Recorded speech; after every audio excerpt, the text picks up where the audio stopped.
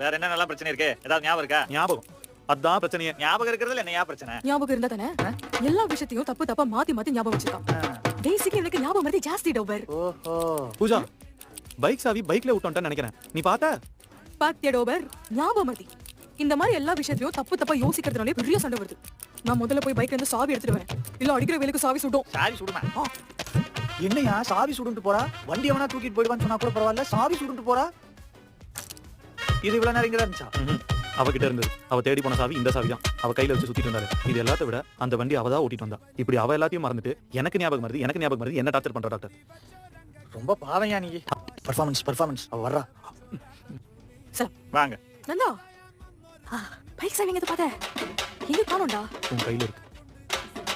ஏண்டா பைத்தியக்கார நாயே, ஒரு விஷயம் எங்கேயாவது வச்சு இவ்வளவு சீக்கிரமா மறப்பியா?